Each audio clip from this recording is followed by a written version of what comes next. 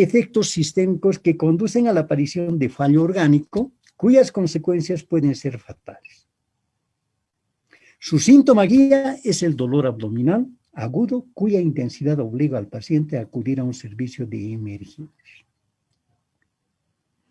Recordemos que la pancreatitis aguda comienza, si bien comienza a nivel del páncreas, el problema comienza a nivel del páncreas, si el problema y la enfermedad se agrava, se convierte en una enfermedad sistémica. Habiendo comenzado solamente en el páncreas, en un órgano, una glándula accesoria del aparato digestivo, si se agrava, se convierte en una patología sistémica que afecta todo el sistema orgánico. Y generalmente, esta suele ser la causa de muerte en el paciente por pancreatitis aguda. El síntoma más importante de la pancreatitis aguda es el dolor. El dolor es intenso. El paciente no lo tolera. No es el clásico dolor del cólico biliar, por ejemplo, que generalmente comienza, le duele intensamente al paciente, pero poco a poco va disminuyendo y se le pasa, para volver a aparecer. No. En la pancreatitis aguda comienza el dolor. Cada vez se hace más intenso, hasta que el paciente prácticamente no lo tolera. Y tiene que acudir prácticamente a un centro de servicios de emergencia.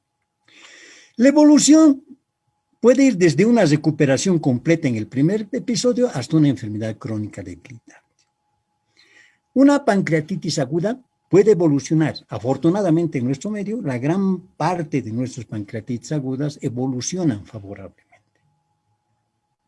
Pero si la pancreatitis aguda no evoluciona favorablemente, va a evolucionar una pancreatitis aguda grave, por una parte.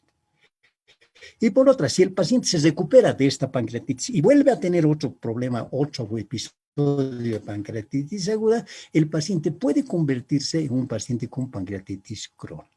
O sea, la pancreatitis aguda recurrente, esto es lo que tratamos de evitar en el paciente, con todo el tratamiento, que el paciente vuelva a recurrir con una pancreatitis aguda es lo que debemos evitar.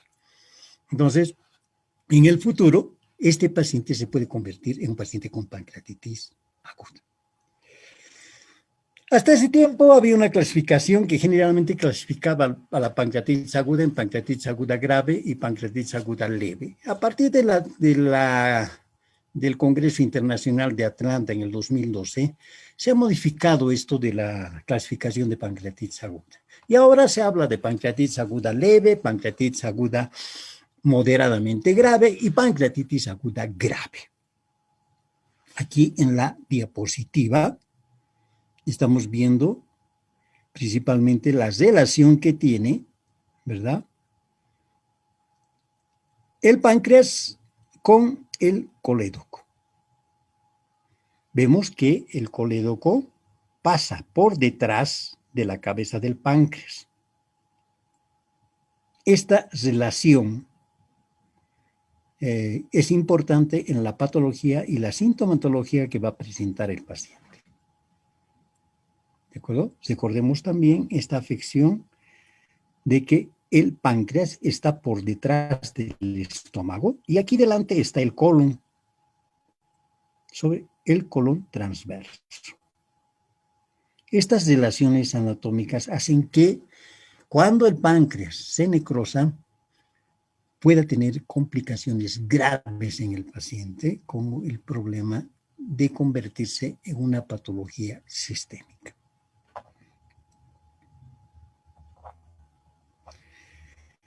Desde el punto de vista de la epidemiología, la pancreatitis aguda alcohólica es más frecuente en los hombres, reflejado por un mayor consumo de alcohol en este sexo. Mientras que la pancreatitis aguda biliar es ligeramente más común en las mujeres debido a mayor tasa de colelitiasis. Como ya habíamos analizado, el problema de la colelitiasis es una patología por múltiples factores, es una patología muy frecuente en la mujer en relación al hombre.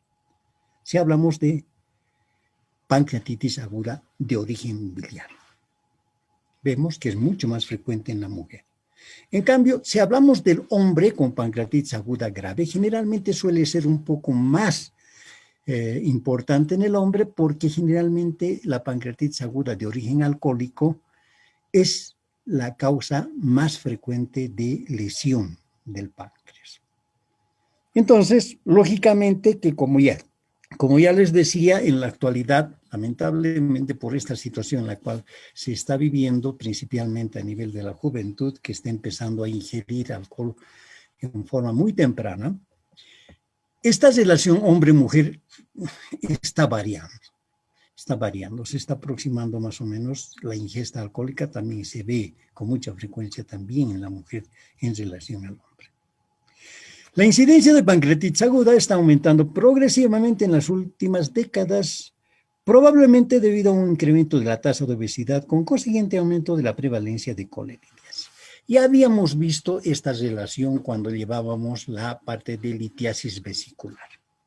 Y veamos que había una relación importante entre obesidad y colelitiasis, o sea, presencia de cálculos en la vesícula. Probablemente, como ya les decía, por esta causa es muy frecuente en nuestro medio la pancreatitis aguda, porque también es muy frecuente en nuestro medio el problema de la litiasis vesicular y la litiasis de la vía biliar. Observamos entonces un aumento, sobre todo en nuestro medio. Prácticamente las pancreatitis agudas biliares, las pancreatitis agudas que yo he visto en mi práctica médica, casi el 80, el 90% son de origen biliar. Raros son los pacientes que vienen con una pancreatitis aguda de origen alcohólico. Prácticamente la gran mayoría son de origen biliar. Muy bien, en la tomografía de la imagen estamos viendo principalmente un páncreas ya afectado. Vemos una colección dentro del páncreas, prácticamente a nivel del cuerpo del páncreas, y aquí una colección peripancreática en paciente con una pancreatitis aguda grave.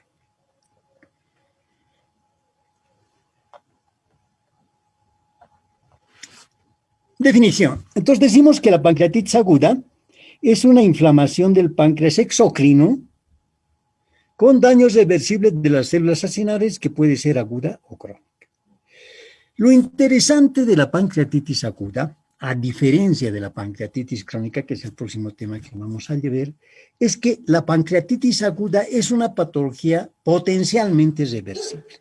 Es decir, el paciente puede volver a la normalidad. A diferencia de lo que sucede con la pancreatitis crónica, que generalmente resulta, al igual que la cirrosis, una patología irreversible, en la cual generalmente el paciente depende de en qué proporción evolucione la fibrosis pancreática para quedar prácticamente con un páncreas ampliamente afectado. Entonces, para el diagnóstico de pancreatitis aguda requerimos de 3 criterios importantes. Uno, hemos dicho el dolor abdominal. Este es prácticamente el síntoma más importante para pancreatitis aguda. Dolor que no cede con un analgésico normal, con un analgésico antiespasmódico normal, casi con seguridad podemos decir probablemente se trata de una pancreatitis aguda. La pancreatitis aguda produce un dolor intenso. Entonces, el dolor abdominal, un elemento importante en el diagnóstico. 2, en el laboratorio, la elevación de la amilasa y la lipasa. Otro elemento importante en el criterio diagnóstico de pancreatitis aguda. Y en la actualidad, a través de esta nueva clasificación de pancreatitis aguda de Atlanta, de Atlanta del año 2012, es que aparece la introducción de la imagenología en pancreatitis aguda. Entonces, el hallazgo de lesiones a nivel del páncreas a través de la tomografía computada. Otro de los criterios para el diagnóstico de pancreatitis aguda.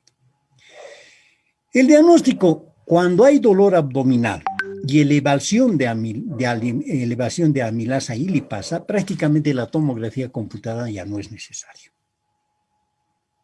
¿De acuerdo? Si encontramos prácticamente un paciente dolor abdominal clásico de pancreatitis aguda, más elevación de amilasa y lipasa en el laboratorio, no es necesario hacerle una tomografía porque ya tenemos el diagnóstico en el paciente. Si el dolor abdominal sugiere pancreatitis aguda, pero las enzimas en el laboratorio, cuando hacemos laboratorio, amilasa y lipasa están dentro de límites normales, aquí en este caso sí vale la pena hacer requiere hacerle al paciente una tomografía computada de abdomen.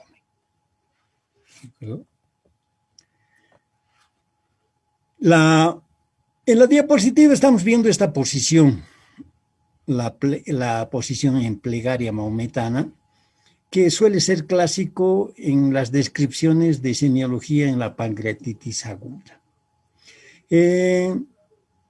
No se ve con mucha frecuencia esta posición. Lo que sí podemos ver al paciente en decúbito dorsal, generalmente decúbito lateral, ya sea izquierdo o derecho, generalmente con los miembros flexionados sobre el abdomen. O sentado el paciente, pero agachado hacia adelante, ¿verdad? Flexionando prácticamente el dorso hacia adelante. Esta posición que adopta el paciente tiene una significación importante porque lo que está tratando de evitar es que el paciente con esta posición disminuye el contacto del páncreas con el plexo celíaco, lo cual hace que disminuya por lo menos el dolor. Por eso el paciente puede adoptar estas posiciones clásicas en la pancreatitis aguda por la intensidad del dolor. Vamos a observar que la posición de cúbito dorsal en el paciente suele intensificar más bien la sintomatología del paciente, o sea, el dolor, por esta relación entre la pared posterior del páncreas y el plexo celíaco en el retroperitoneo. Bueno, hablamos ahora de etiología. Y como ya anticipábamos, decíamos que en nuestro medio la causa más frecuente de pancreatitis aguda es la litiasis biliar, que prácticamente representa el 40-70% del desarrollo de pancreatitis. Depende de que la litiasis formada generalmente a nivel de la vesícula recorre el cístico y el colédoco hasta producir obstrucción en la salida del conducto del jugo pancreático, generalmente con litiasis menores de 5 milímetros. Aquí volvemos a repetir lo mismo, ¿verdad? Decíamos que si bien en forma general la pancreatitis aguda de origen biliar está entre 40 a 70%, en nuestro medio debe estar alrededor de un 80-90% de incidencia de pancreatitis aguda de origen biliar. Es mucho más frecuente en nuestro medio esta causa de pancreatitis aguda. Ahora, ¿cuáles van a ser los cálculos que van a producir pancreatitis aguda? Como cuando hablábamos de litiasis vesicular, decíamos que no es muy preocupante cuando encontramos un cálculo de 2 centímetros, por ejemplo, dentro de la vesícula, ¿verdad? Es aconsejable decirle al paciente que se opere cuando crea conveniente, que no sea a la brevedad posible del paciente, ¿verdad? Pero no es muy urgente la recomendación de cirugía. Es diferente que el paciente tenga cálculos menores de 5 milímetros, porque estos sí van a poder salir de la vesícula, meterse en el conducto colédoco y impactarse en la ampolla de Vatel, impidiendo prácticamente la secreción o el flujo normal del jugo pancreático hacia el duodeno. Entonces, de ahí la importancia también de la recomendación en aquellos pacientes con litiasis vesicular menores de 5 milímetros, la cirugía a la brevedad posible, porque podemos tener esta complicación, que es una complicación mucho más grave que un problema de vesícula. El problema de la pancreatitis aguda. La microlitiasis y el vaso vesicular son una causa reconocida de pancreatitis aguda idiopática. Muchas veces dentro de las clasificaciones que se hacía antes, estaba principalmente, y hasta ahora todavía se habla de una pancreatitis aguda idiopática, en la cual, como sabemos, cuando decimos idiopática, no conocemos o no sabemos la causa. Entonces, en la actualidad se ha descubierto que muchas de estas pancreatitis agudas que han sido clasificadas como idiopáticas, en realidad se debían a una microlitiasis o vasovesicular. Aquellos litos que están alrededor de 2 milímetros, 3 milímetros, o sea, microlitos, que por la capacidad, uno, del operador y dos, por la capacidad del equipo de antes, todavía no se podía detectar. En la actualidad, con los equipos nuevos que se tienen, los equipos nuevos de ecografía, generalmente es posible detectar cálculos de menor diámetro. El alcohol. Dentro de las causas etiológicas de pancreatitis aguda, se estima que el 10% de los alcohólicos crónicos llegan a padecer pancreatitis aguda. Frecuencia de 4 veces por día o al menos 2 décadas. El consumo ocasional de grandes cantidades de alcohol no suele producir pancreatitis aguda. Entonces vemos que el problema de la pancreatitis aguda alcohólica, de origen alcohólica, tiene que ver mucho con la frecuencia con la que se bebe. ¿De acuerdo? El consumo ocasional de bebidas alcohólicas no conduce a pancreatitis aguda de origen alcohólico. Tiene que haber una alta frecuencia, por lo menos 4 veces por día, y al menos el paciente por lo menos unos 20 años de consumo consecuente de por lo menos 4 veces al día de alcohol, por lo menos en unos 20 años. Este tipo de pacientes sí está predispuesto a desarrollar una pancreatitis aguda de origen alcohólico. La obstrucción al flujo pancreático no relacionado con litiasis. Todas las causas que puedan provocar obstrucción del flujo pancreático también pueden producir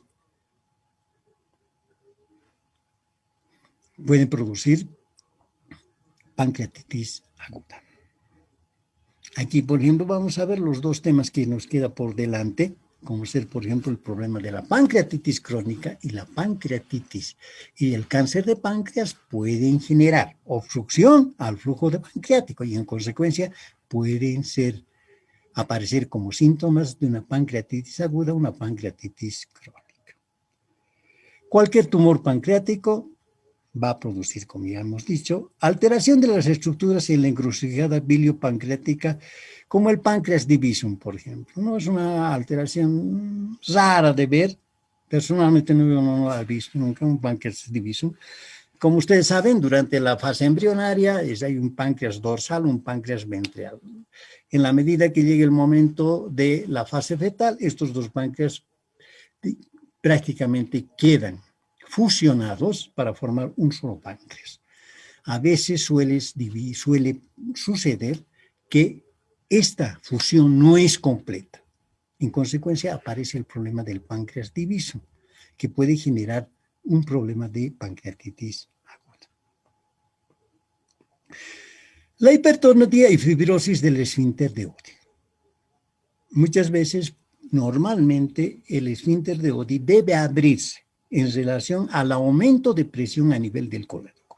En la medida que aumenta la presión a nivel del colédoco, la respuesta normal debe ser la relajación del esfínter de Oddi para que tanto el flujo biliar como el flujo pancreático se desemboque prácticamente a nivel del duodeno. Cuando no hay esta respuesta normal de relajación del esfínter de Oddi, entonces puede aparecer el problema de obstrucción prácticamente del esfínter de Oddi, y esto puede generar una pancreatitis aguda. Los problemas que conducen a la fibrosis del esfínter de Oddi, como ser, por ejemplo, los problemas cicatriciales después de una inadecuada realización de una papilotomía transendoscópica, por ejemplo, que podrían conducir a una fibrosis del esfínter de Oddi, podría generar una pancreatitis aguda. Los parásitos, la migración principalmente hacia el conducto de Wirsung, como ocurre, por ejemplo, con las ascaris, que pueden migrar hacia el conducto pancreático y en consecuencia producir obstrucción al flujo de secreción pancreática. Una iatrogenia que hasta hace tiempo solía ser muy frecuente. En la actualidad, prácticamente con todo lo que se ha mejorado en cuanto a técnica y prácticamente a instrumental en la colangiopancreatografía retrograda endoscópica, prácticamente esta complicación es mucho menos frecuente. Entonces, una pancreatitis aguda puede ser causa la colangiopancreatografía retroendoscópica. Como os digo, en la actualidad esto se está manejando cada vez mejor. La experiencia del operador está haciendo que cada vez sea mucho menos frecuente esta complicación post-colangiopancreatografía retroendoscópica. Entre las metabólicas está la hipertrigliceridemia, generalmente con valores que están ya prácticamente muy elevados de triglicéridos a nivel del torrente sanguíneo, como 1000 miligramos por decilitro. En este tipo de pacientes puede producirse una pancreatitis aguda. La hipercalcemia que ocurre en el paratiroidismo, en el hiperparatiroidismo, con valores altos de calcio, principalmente pueden producir también alteraciones a nivel del depósito de calcio a nivel del conducto de Wirsung y en consecuencia obstruir el flujo de la secreción pancreática. Entre otras, las más raras, ¿verdad? La diálisis peritoneal, el traumatismo o la contusión abdominal. Si bien son raras, pueden darse. Es algo que va a depender mucho de la intensidad del traumatismo abdominal. Muchas veces un traumatismo de abdomen cerrado puede lesionar el páncreas. Puede ser aprisionado contra la columna vertebral, puede lesionar el páncreas. Entonces, consecuencia, puede ser causa de pancreatitis aguda. En la diapositiva estamos viendo la causa que es la más frecuente en nuestro medio de pancreatitis aguda. El problema de cálculo en la vía biliar. Estamos viendo un cálculo en la vía biliar con su clásica sonda, con su clásica sombra ecogénica. Presentación clínica. Ahora, ¿cómo se presenta la pancreatitis aguda? Ya lo hemos anticipado. El elemento más importante para el diagnóstico de pancreatitis aguda es el dolor. Dolor abdominal de inicio súbito o rápido en el epigastrio irradiado hacia ambos hipocondrios y la espalda. Esta es la clásica descripción de la semiología del dolor en cinturón. Continuo e intensidad creciente. Esto es lo que nos permite, desde el punto de vista clínico, diferenciar de una coledocolitiasis, en la cual generalmente el dolor es de tipo cólico, pero que puede tener periodos cortos de disminución del dolor. En cambio, en la pancreatitis aguda, el dolor es continuo. Al paciente le duele constantemente, no le calma en ningún momento. Y algo que le llama la atención al paciente es de que cada vez el dolor es más y más intenso. Entonces, uno de los elementos importantes en el diagnóstico de pancreatitis aguda es el tipo de dolor en el paciente. Colecciones agudas del líquido en la fosa renal, puño percusión positiva, gotera parietocólica derecha, dolor en fosa ilíaca derecha. Una vez que se produce la inflamación a nivel del páncreas, empiezan a haber secreciones, principalmente de tipo inflamatorio, hacia la cavidad abdominal. Si esta secreción va hacia la fosa renal, ya sea derecha, a veces puede estar afectado más la cola hacia la fosa renal izquierda, entonces vamos a encontrar una puño percusión positiva, como si el paciente tuviera un problema de tipo renal, como ocurre, por ejemplo, en la pielonefritis aguda o en la litiasis renal, ya sea derecha o izquierda. Si la secreción va por esta vía. Si más al contrario, esta secreción va por la gotera parietocólica derecha, entonces va a vaciar prácticamente hacia la fosa ilíaca derecha. Entonces, el paciente puede simular una apendicitis aguda.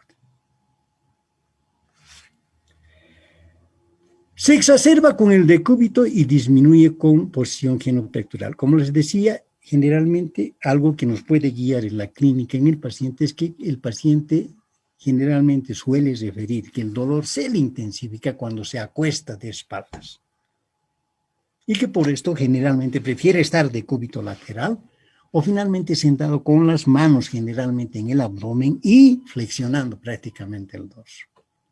Esto suele disminuir el dolor por la fisiopatología que ya les indicaba anteriormente. Otro de los elementos importantes en la clínica de un paciente con pancreatitis aguda es la presencia de náuseas y vómitos en las primeras 24 horas que no alivian generalmente el dolor.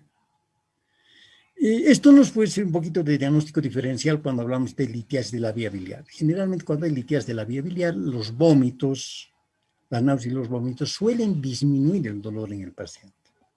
En cambio, en la pancreatitis aguda el paciente vomita y vomita, pero el dolor no disminuye. A la exploración del abdomen, el dolor o hipersensibilidad predominante en mi abdomen superior y mesogastro. Generalmente allí es donde el intenso dolor que presenta el paciente cuando vamos a palpar el abdomen, generalmente vamos a encontrar hipersensibilidad predominantemente a nivel del hemiabdomen superior y en algunos casos a nivel de mesogastrio. Es frecuente el hilio paralítico, que puede prolongarse varios días. El abdomen aparece en consecuencia distendido, sin evidencia de peristaltismo, falta de eliminación de gases y heces. Consecuencia de este vaciamiento de productos inflamatorios hacia la cavidad abdominal, cuando ingresa a la cavidad abdominal libre, puede provocar un hilio paralítico, es decir, paraliza el intestino. En consecuencia, el paciente, al estar paralizado el intestino, todo el tracto intestinal, lo que va a manifestar es una distensión abdominal, que también la podemos ver. No es una distensión abdominal importante, pero sí se puede notar la distensión abdominal entre leve a moderada. Por una parte, la distensión abdominal. Y algo que a la auscultación vamos a poder observar es de que hay una disminución de los ruidos hidroaéreos cuando hacemos auscultación del abdomen. Esto consecuencia, lógicamente, del hilio paralítico. También el hilio paralítico va a hacer que el paciente nos indique que no puede eliminar gases ni heces por el ano.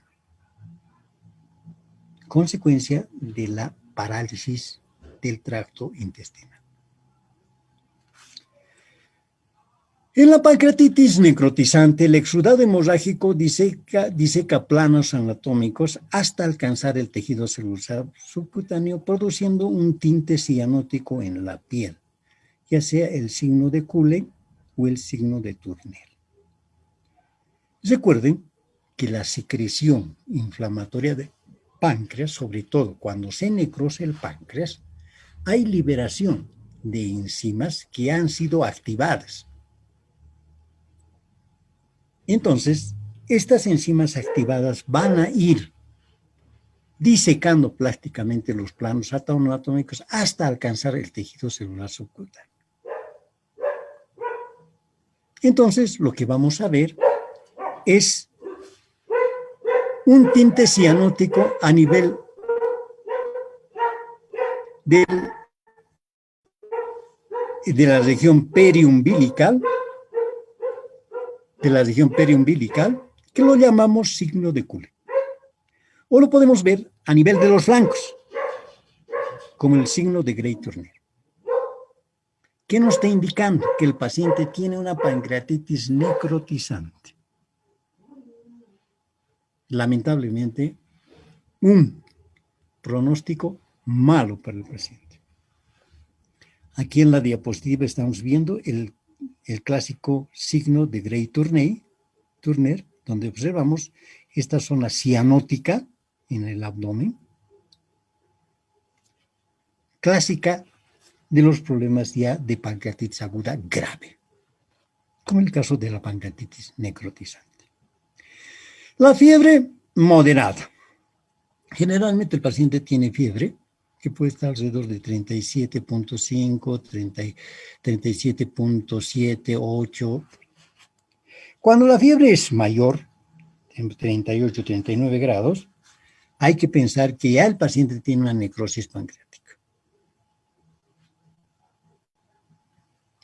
O sea, puede tener una necrosis infectada y en consecuencia la fiebre va a ser alta. La ictericia. Al inicio transitoria por edema y prolongada por litias de la vía biliar.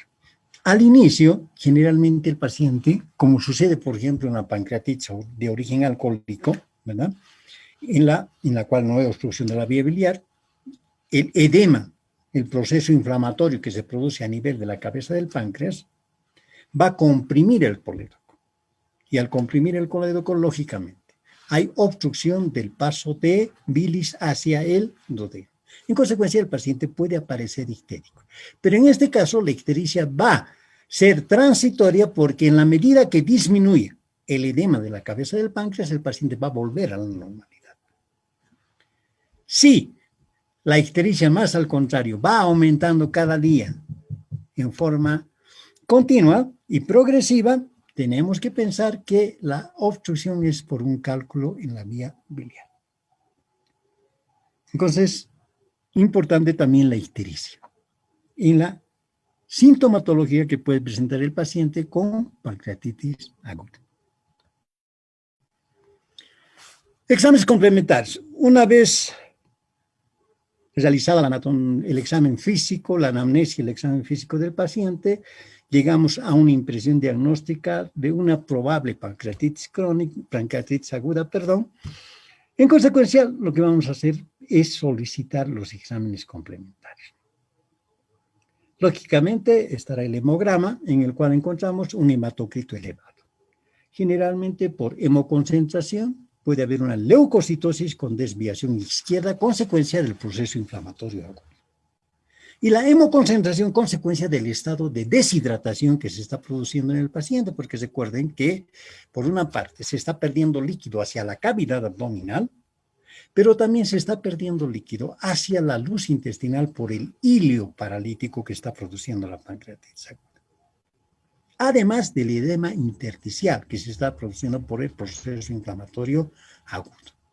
Entonces el paciente está en un estado de deshidratación. En consecuencia va a haber hemoconcentración, lo que se va a manifestar por un hematocrito elevado.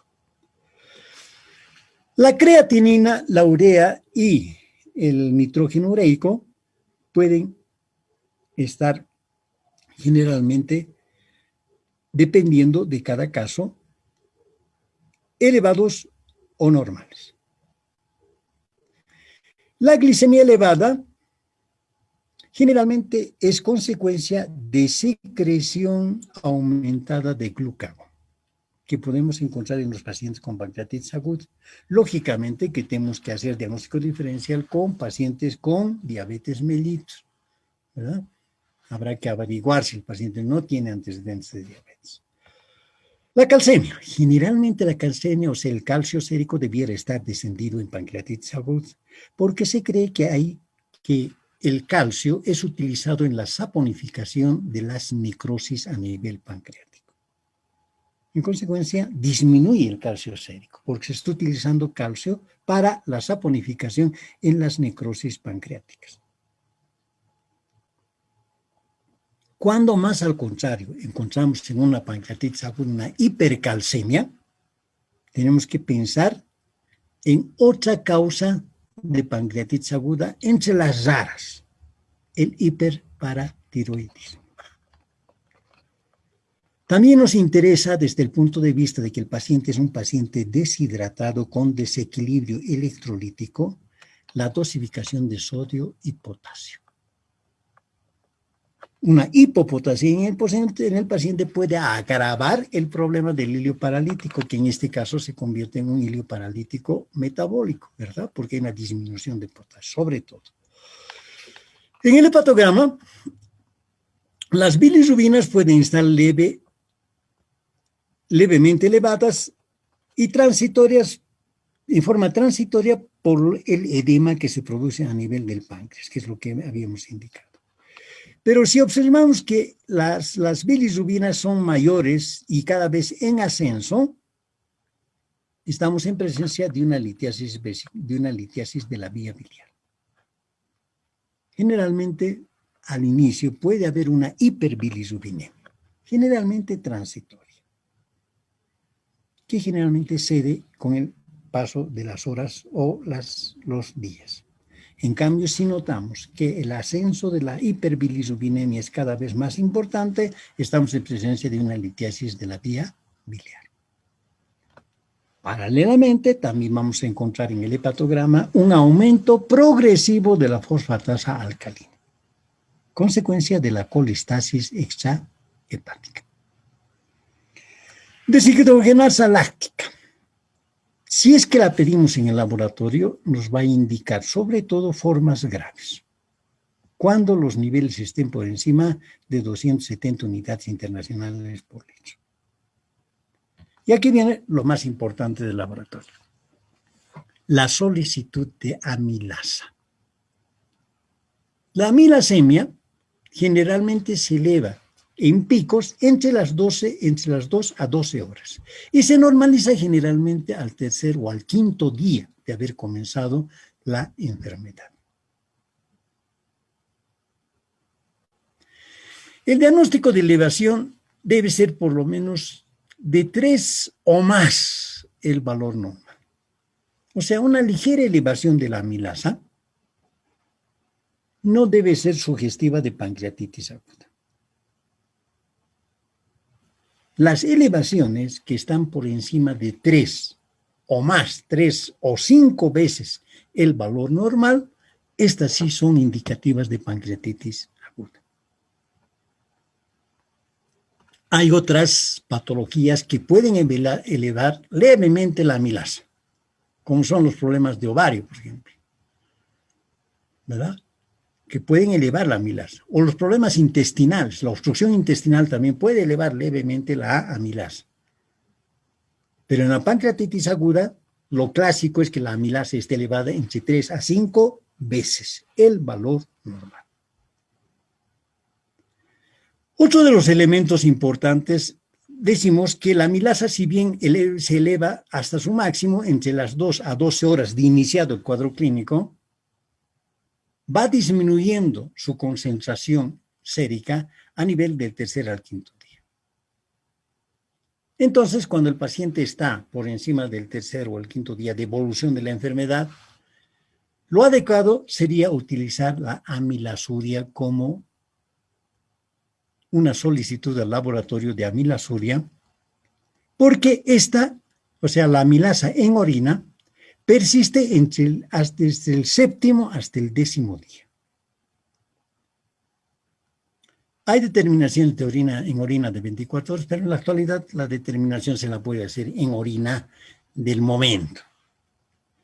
Los reactivos que tenemos actualmente nos puede determinar prácticamente la amilasuria en cuestión de horas.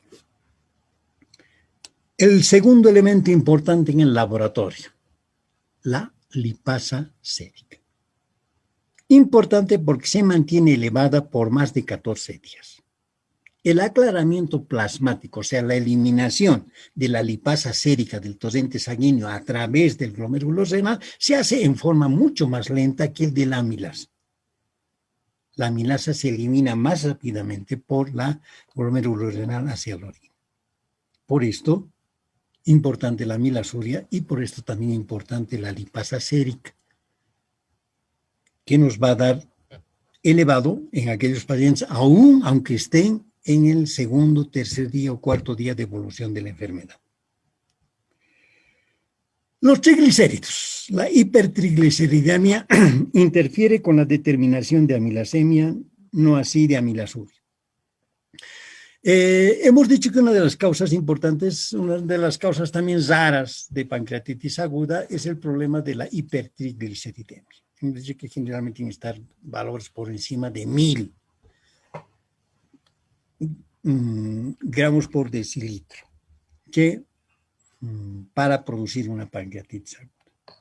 Por una parte, y por otra, interfiere con la determinación de amilasa.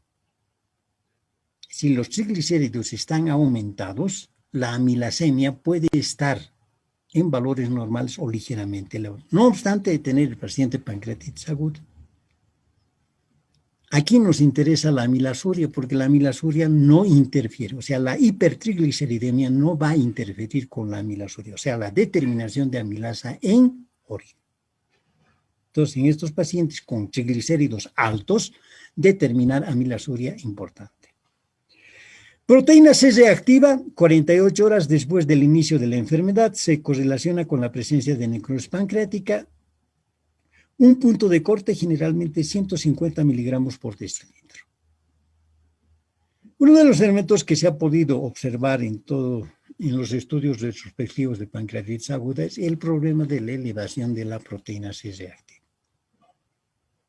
Y en pancreatitis aguda ha resultado ser un indicador importante en el diagnóstico de necrosis pancreática. Generalmente la debemos solicitar después de las 48 horas de hospitalizado el paciente. Y generalmente los valores que están por encima de 150 miligramos por decilitro son indicativos de que probablemente el paciente ya tiene una necrosis pancreática.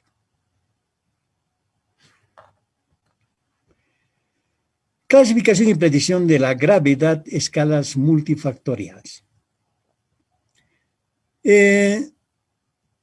A través del conocimiento de la pancreatitis aguda, el que se ha tratado de determinar y de establecer prácticamente el pronóstico que tiene el paciente al ingreso o después de las 48 horas. ¿Cuál es el pronóstico del paciente que ingresa con diagnóstico de pancreatitis aguda?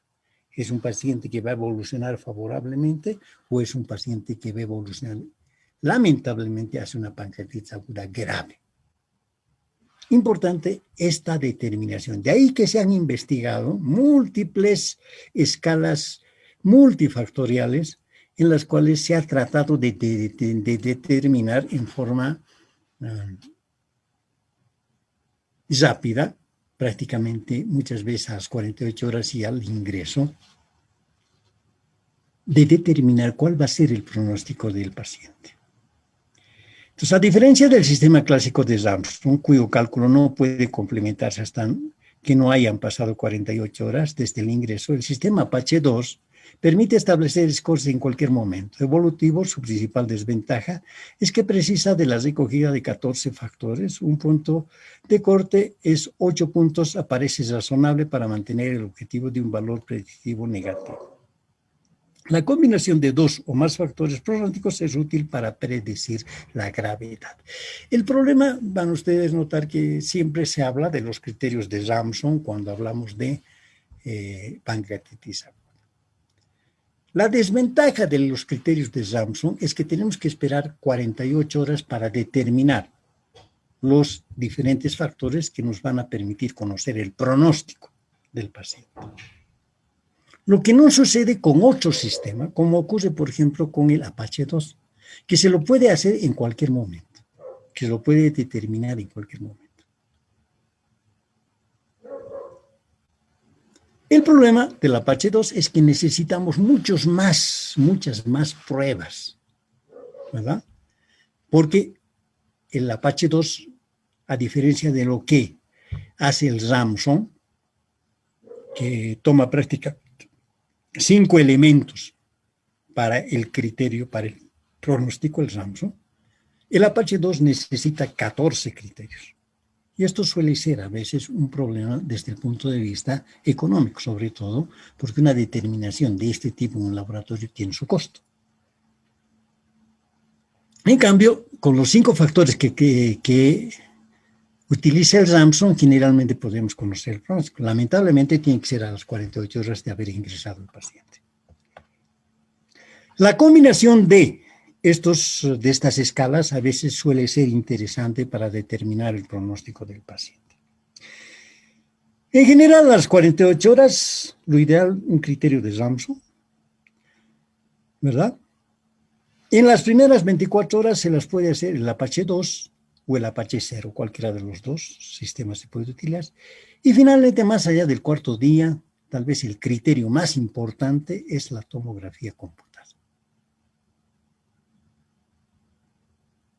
Una tomografía computada de abdomen, dinámica, cuantificación del fallo orgánico en cualquier momento. Entonces, aquí están los criterios de Ramsson. Hay una al ingreso y otra a las 48 horas. Estos criterios se han ido modificando. Van a observar ustedes, si los que les gusta leer un poco más de lo que llevamos en el tema, van a ver que hay criterios múltiples. Ramsson asociado a otro autor, ¿verdad?, al cual ha metido otra serie de factores o criterios para establecer el pronóstico. Entonces vemos que puede establecerse al ingreso, que lamentablemente no es muy fidedigno, pero sí es muy fidedigno a las 48 horas en los criterios de Ramsson. O de última podemos utilizar un Apache 2, que se puede hacer en las primeras 24 horas. Y finalmente, cuando el paciente ya está más allá del cuarto día, tercer a cuarto día de evolución del cuadro clínico, podemos utilizar la TC. Y aquí en la TC están principalmente el de la escala de Baltasar, que asocia o combina el índice de tomografía, asocia los criterios de Baltasar más los criterios de necrosis, que nos pueden dar sobre todo la cuantificación de fallo orgánico en cualquier momento. Sobre todo, nos permiten determinar el problema de la necrosis. Cuanto más páncreas esté necrosado en el paciente, peor es el pronóstico. Dentro de los exámenes complementarios también está la radiografía simple de abdomen. En la radiografía simple de abdomen lo que vamos a observar es el asa centinela y el signo de colon cortado por el clásico ilio que se produce a nivel del tracto intestinal. El asa centinela es, ¿verdad?, aquel nivel hidroaéreo que vemos justo donde está aproximadamente la localización anatómica del páncreas. El asa centinela. ¿Sí? Un nivel hidroaéreo. En muchos casos puede ser único, pero en la localización del páncreas. El signo de colon cortado, que es consecuencia del ilio, ¿verdad?, en la cual no observamos aire en el colon, desde el ángulo esplénico, desde el ángulo hepático hasta el ángulo esplénico. Puede ser que en esta parte no veamos aire en el colon, como si el colon estuviera cortado en esa parte. Esto es consecuencia del ilio que se está produciendo a nivel del colon transverso.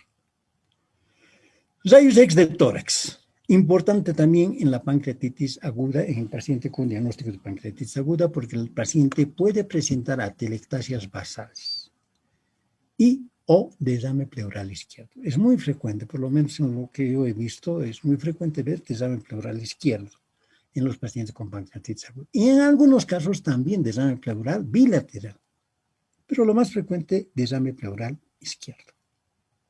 Esto por la relación anatómica, principalmente con el problema de la localización del páncreas en el retroperitoneo. Y el examen primero que generalmente solicitamos frente a un paciente con pancreatitis aguda, la ecografía abdominal.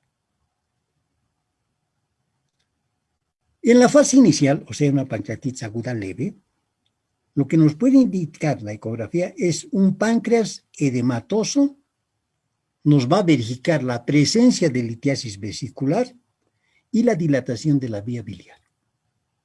Lo que prácticamente, frente a un paciente con sintomatología de pancreatitis aguda, nos está indicando la etiología de la pancreatitis aguda. En este caso, litiasis de la vía biliar.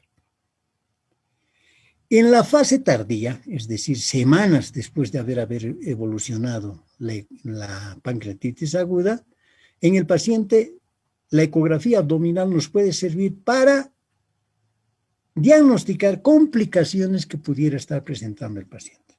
Dentro de las complicaciones están los problemas de los pseudoquistes o las colecciones líquidas, que en muchos de los casos pueden ser abscesos peripancreáticos o absceso pancreático.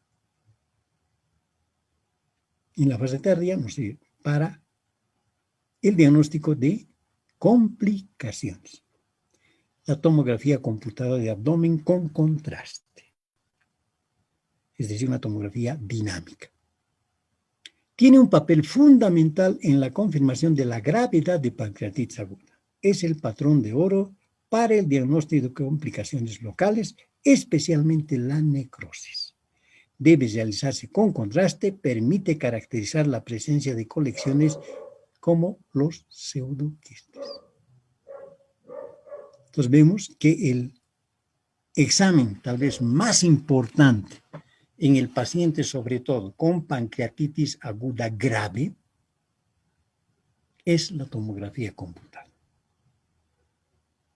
que es la que nos va a determinar sobre todo las áreas de necrosis. Y además nos permite diagnosticar colecciones líquidas como los pseudoquistes.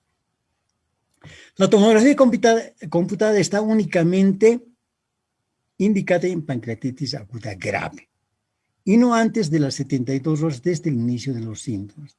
La pancreatitis aguda, la tomografía computada de abdomen, no es necesario realizarla al ingreso o realizarla a las 48 horas. Generalmente es mucho más significativo, es mucho más útil una tomografía computada de abdomen con contraste después de los 3 días o a los 3 días del paciente de haberse internado.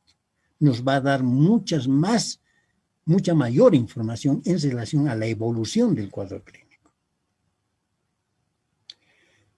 La gradación de la gravedad de la pancreatitis aguda por tomografía computada se basa en la escala de Baltasar y el problema de la necrosis que se encuentra en la tomografía, como ya hemos indicado en la anterior diapositiva. Un páncreas, una resección, una pieza quirúrgica de páncreas donde observamos prácticamente todo el área de necrosis que se observa dentro del páncreas. Entonces, la escala de gravedad de pancreatitis aguda según la Atlanta 2012 clasifica, como ya les he indicado, en pancreatitis aguda leve, pancreatitis aguda moderadamente grave y pancreatitis aguda grave. ¿En qué se basa? ¿Cuáles son los elementos para decir esta es una pancreatitis aguda leve, esta es una pancreatitis aguda moderadamente grave o es grave? Decimos que es una pancreatitis aguda leve cuando hay ausencia de falla orgánica, sin complicaciones locales ni sistémicas. Como vamos a ver, las complicaciones pueden ser locales o pueden ser sistémicas en la pancreatitis aguda.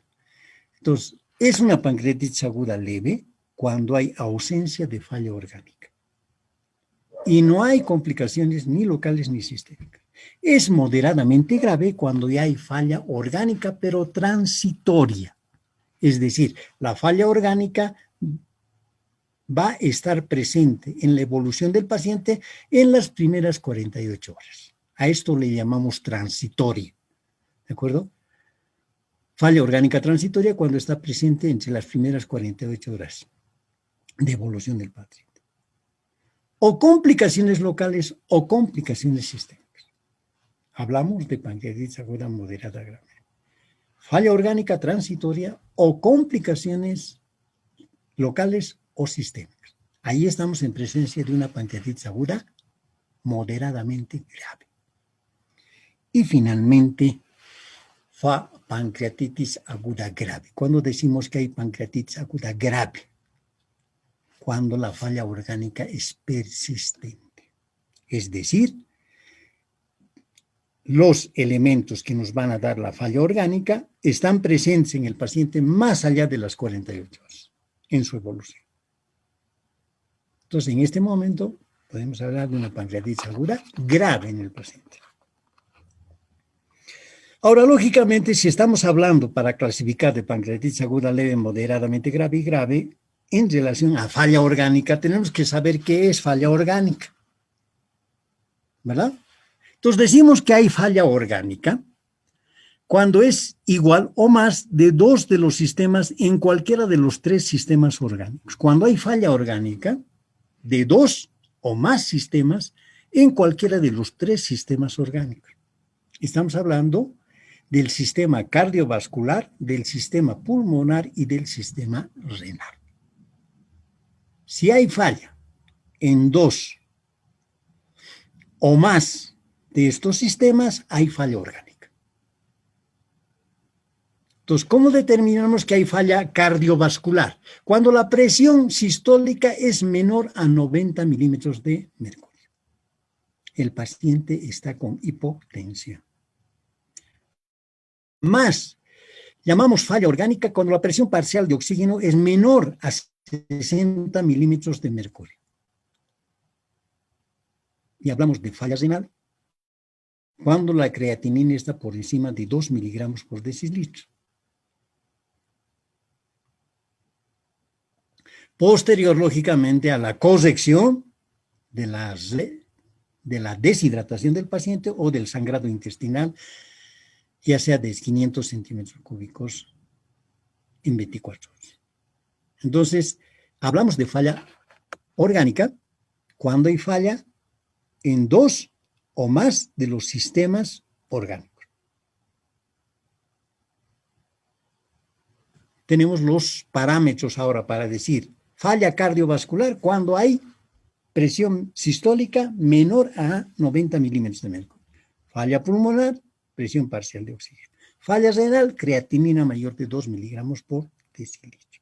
Lógicamente que esta falla renal tenemos que tener cuidado de determinar porque recordemos que estamos hablando de un paciente deshidratado o con posibilidades de sangrado. En consecuencia, después de haber repuesto prácticamente estabilizar hemodinámicamente al paciente es cuando tenemos que medir la creatinina. Si la creatinina después de la compensación hemodinámica del paciente persiste con 2 miligramos por decilitro, estamos en presencia de falla renal.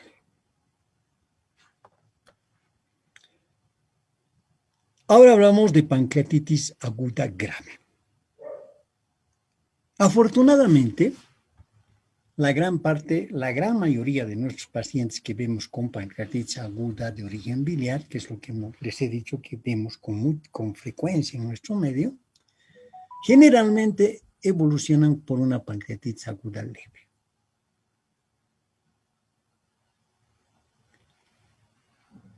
Muy raros son los pacientes que llegan a una pancreatitis aguda grave. Afortunadamente, las pancreatitis agudas leves se resuelven. Pero las pancreatitis agudas graves generalmente tienen un pronóstico sombrío. Y cuando hablamos de pancreatitis aguda grave, cuando en el paciente aparece el clásico síndrome de respuesta inflamatoria sistémica. ¿Por qué tiene mal pronóstico la pancreatitis aguda grave?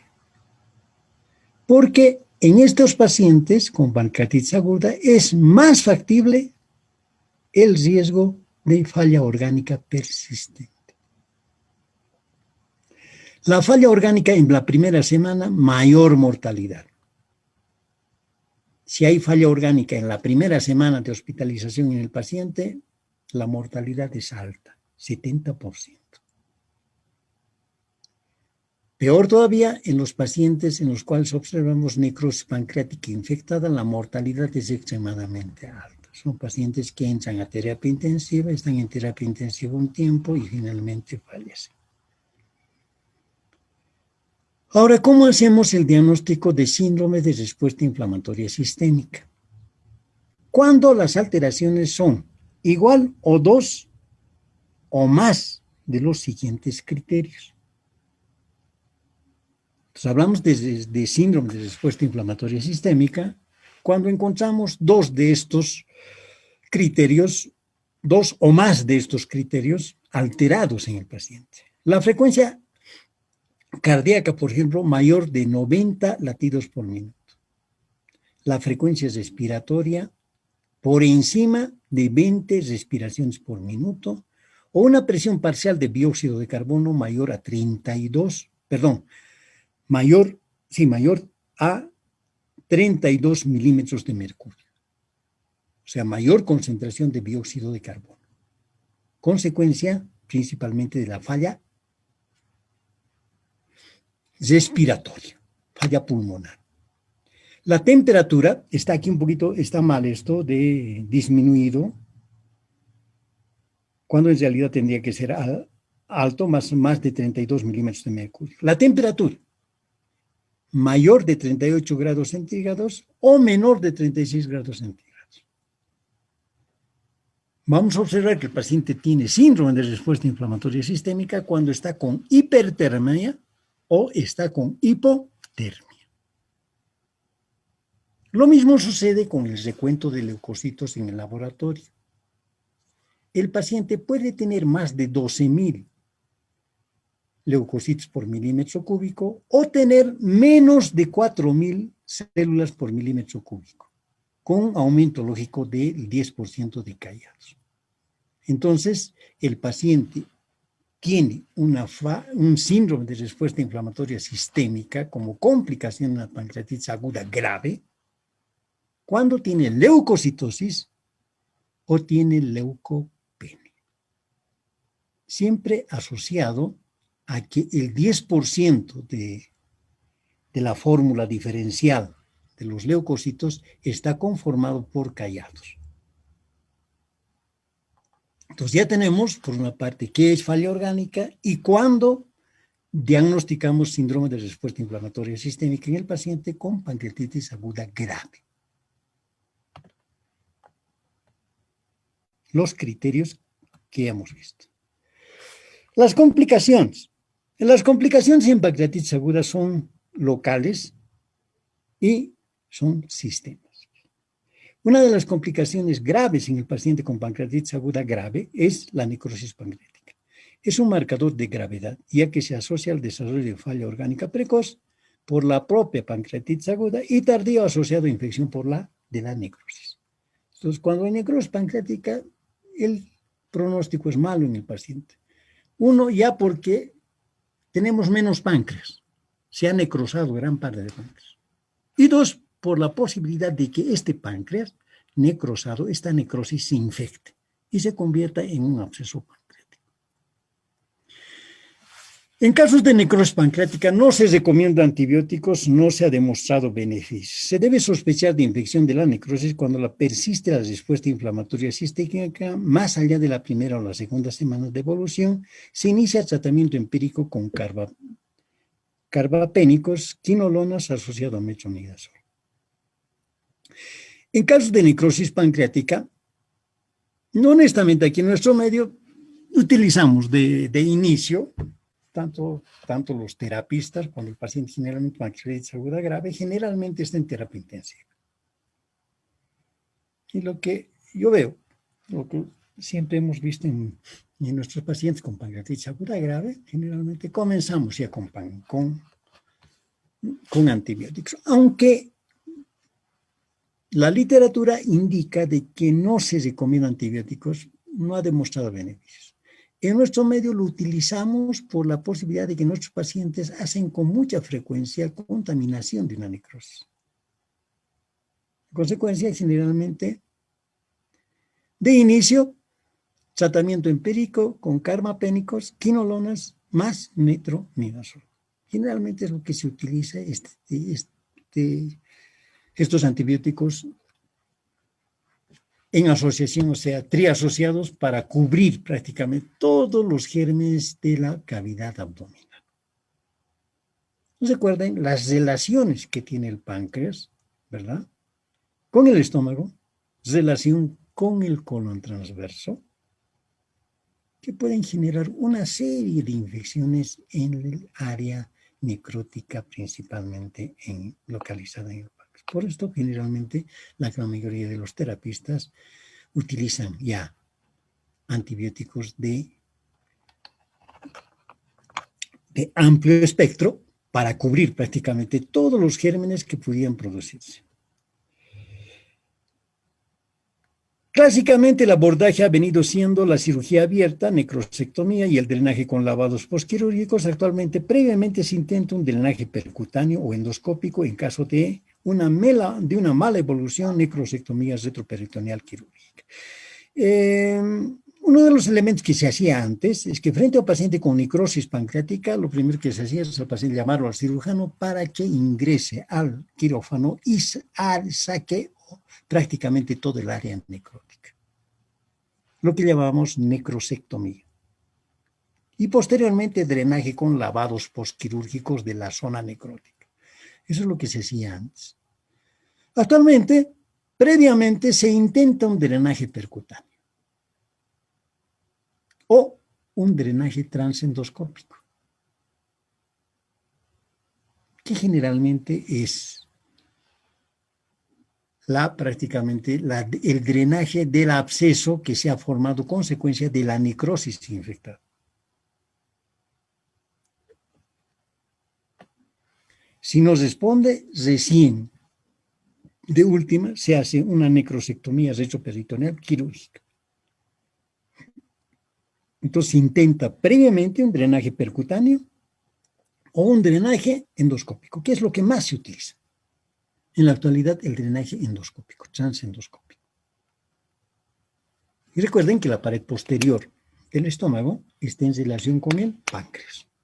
Entonces podemos ingresar a través de la boca, ingresar hasta el estómago y a través de la pared posterior del estómago prácticamente ingresar en el área pancreática para drenar prácticamente, como ocurre por ejemplo con los pseudoquistes o con los abscesos. El pseudoquiste aparece generalmente a la cuarta semana, se resuelve entre la sexta y la octava semana, sin pequeños, si son semanas sí, pequeños, si son pequeños, generalmente se resuelven espontáneamente. Aquellos quistes de 2, 3, 4 centímetros generalmente se van a resolver espontáneamente, es decir, se van a reabsorber espontáneamente.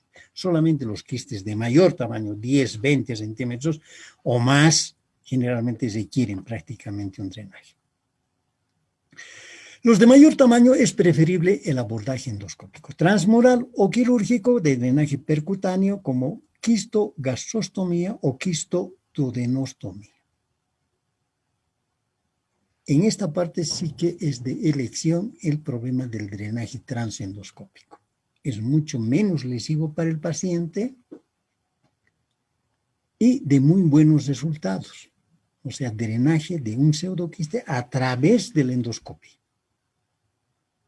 Esto lo hacemos generalmente a través de la pared posterior del estómago. Ingresamos por allí al área del páncreas para el drenaje transendoscópico. Y de última, si no es posible esto, el drenaje quirúrgico. Generalmente quirúrgico o percutáneo como una quistogastrostomía o una quistoduodenostomía. O sea, drenar prácticamente el quiste hacia el estómago o hacia el duodeno. Los abscesos, la necrosis infectada o pseudoquiste infectada. De ahí vienen los abscesos. O es una necrosis infectada o es un pseudoquiste que se ha infectado.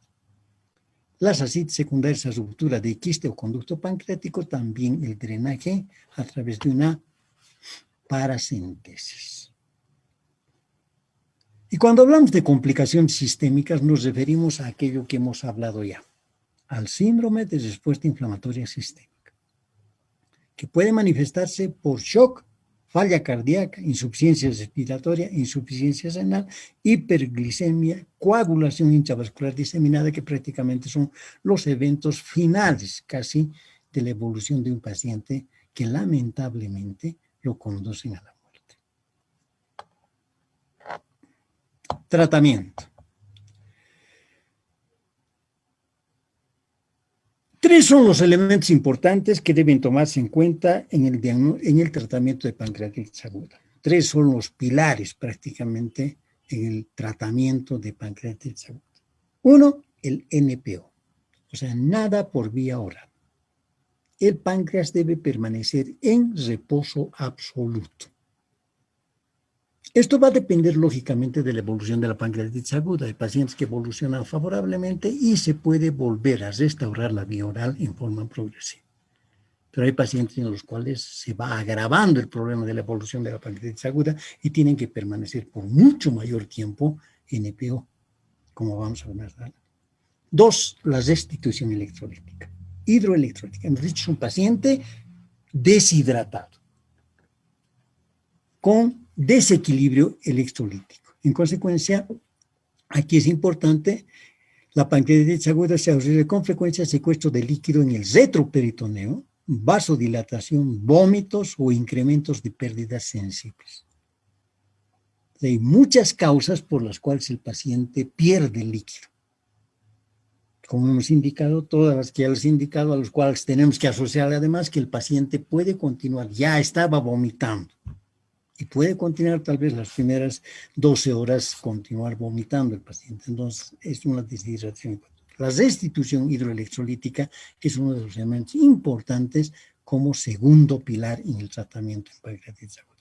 Y finalmente, el tercer pilar, control del dolor.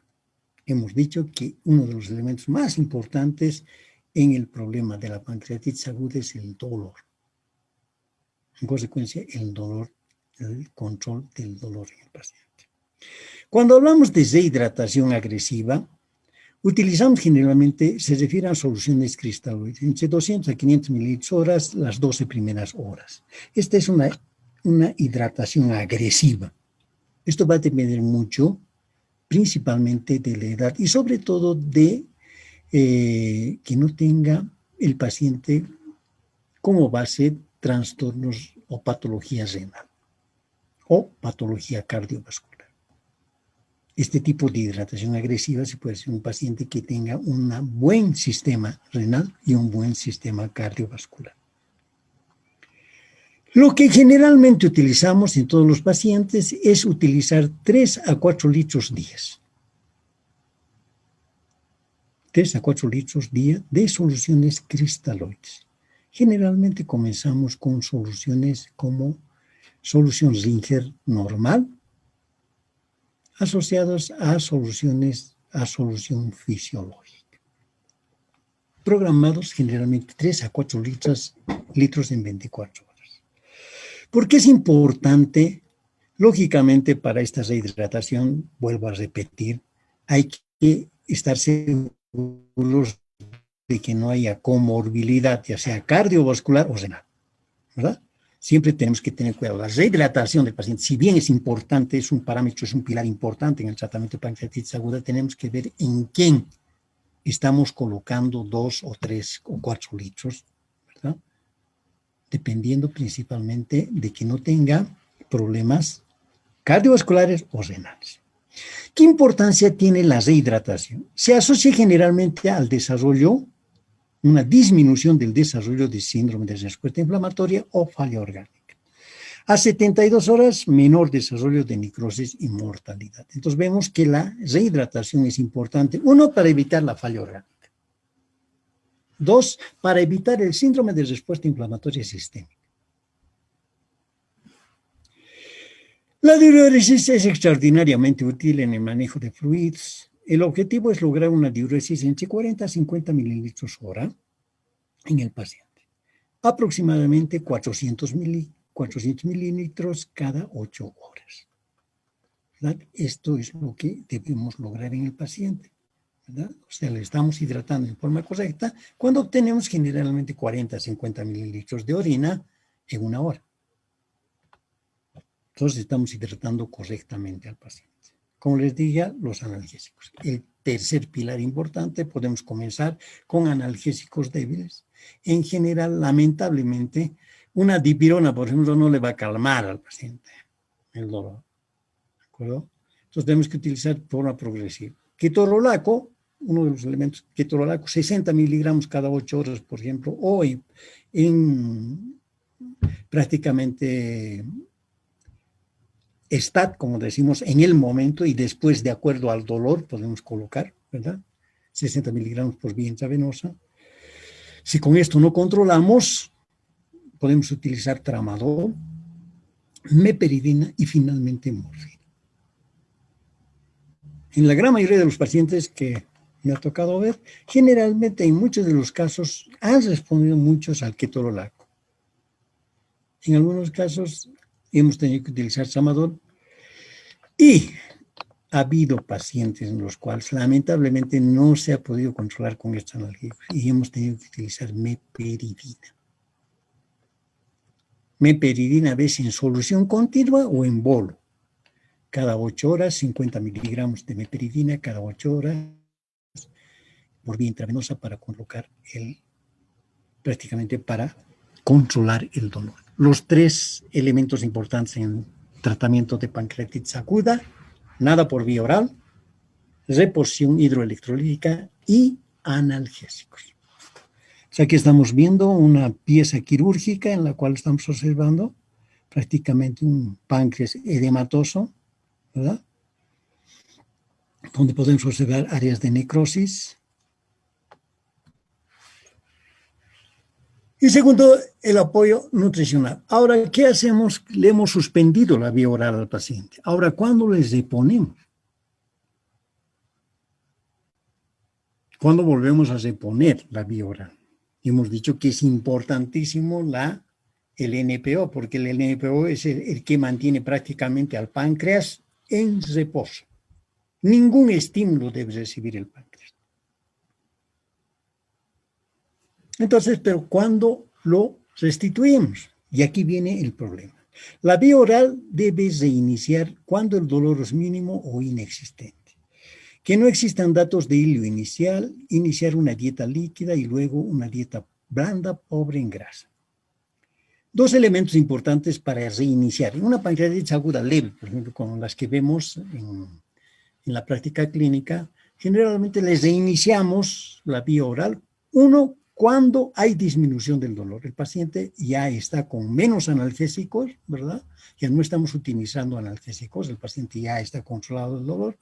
Y a la auscultación le observamos peristaltismo en el abdomen.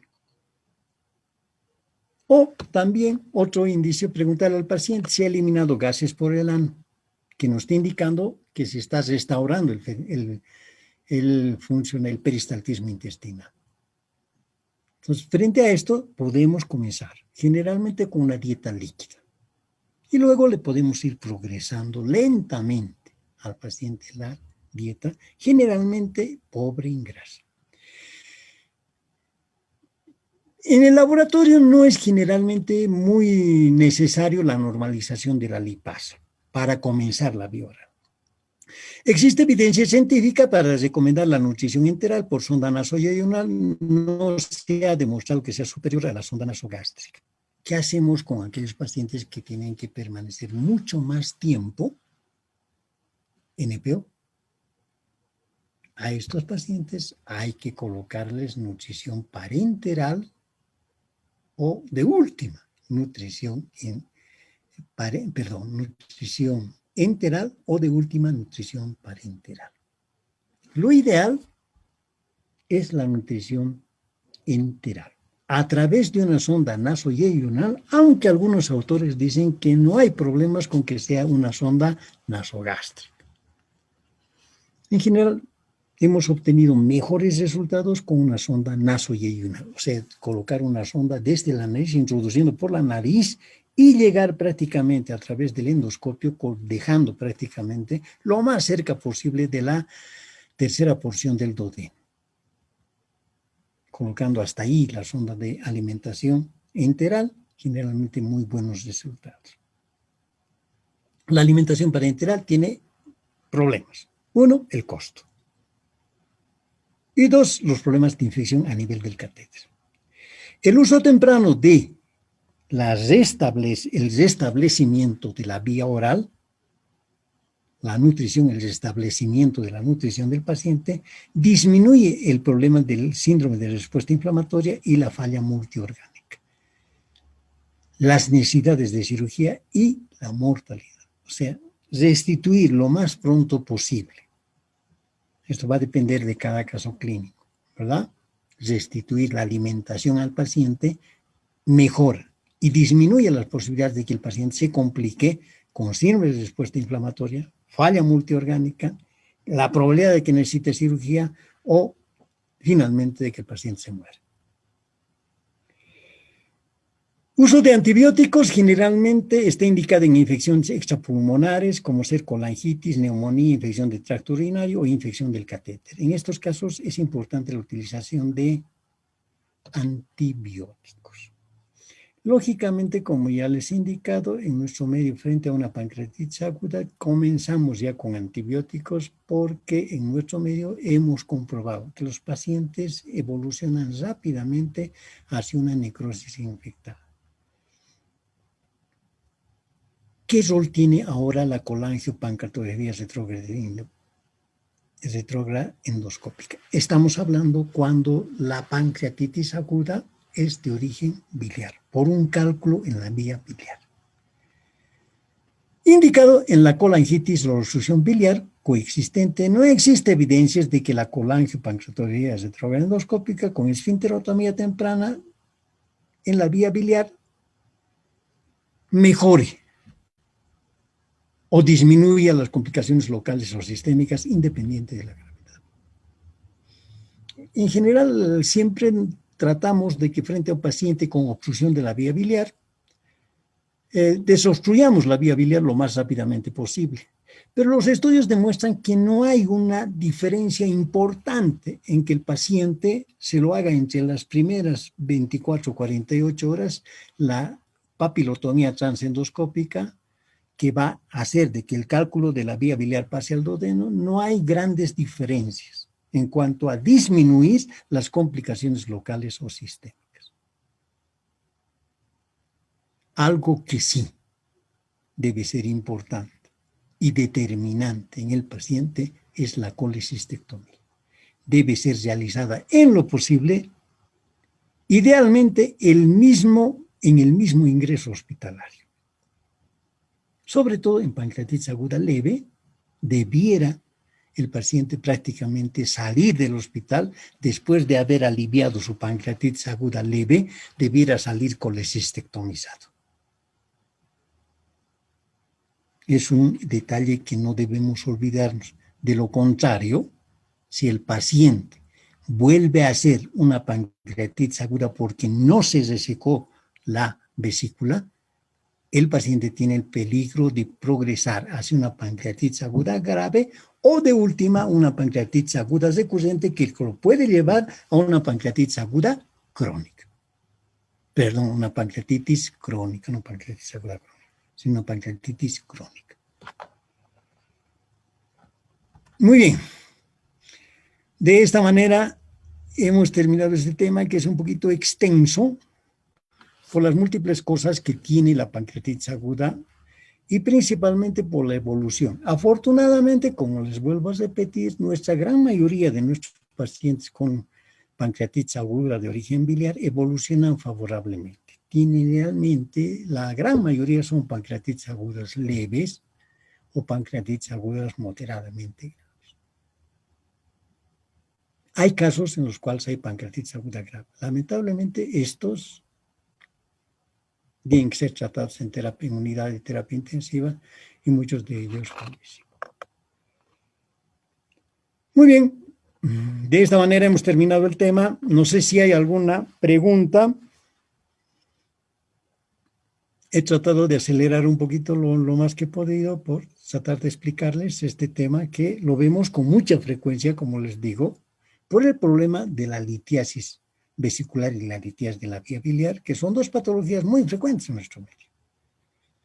Y de ahí es importante, sobre todo con cálculos pequeños, por debajo de 5 milímetros, aconsejar al paciente que se opera a la brevedad posible. ¿Por qué? Porque pues, estamos frente a una bomba de tiempo. El paciente en algún momento, si migra el grupo de cálculo, se va a complicar con la pancreatitis aguda grave. que afortunadamente podría evolucionar a una pancreatitis aguda leve o moderadamente grave. Pero existe también la posibilidad de que evolucione a pancreatitis aguda grave, en la cual prácticamente la mortalidad es altísima. Entonces, este es el objetivo de aconsejar al paciente cuando tiene cálculos pequeños, ¿verdad? De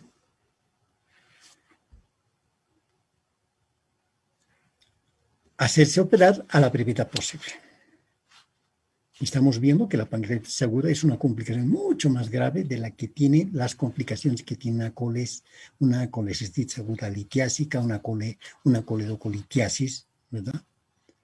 Son menores en relación a una pancreatitis aguda que puede llevar a la muerte al paciente. Muy bien, no sé si hay alguna pregunta. De lo contrario, damos por avanzado el tema y les envío, lógicamente, las diapositivas correspondientes. Les doy unos minutos para que puedan hacer alguna pregunta.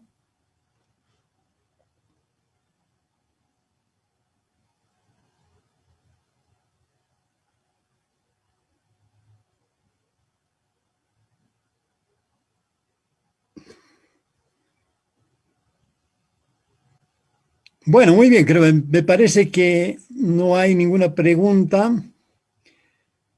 Así que nos vemos la próxima clase. Y como siempre, les indico, cuídense, no obstante de que muchos ya deben estar vacunados, pero de todas maneras hay que seguir cuidándonos porque las cosas no van muy bien como presumíamos al inicio de la enfermedad del COVID-19. Muy bien, hasta luego. Hasta luego, doctora. Hasta luego, doctor. Hasta luego, Hasta hasta luego, luego, doctor. hasta luego.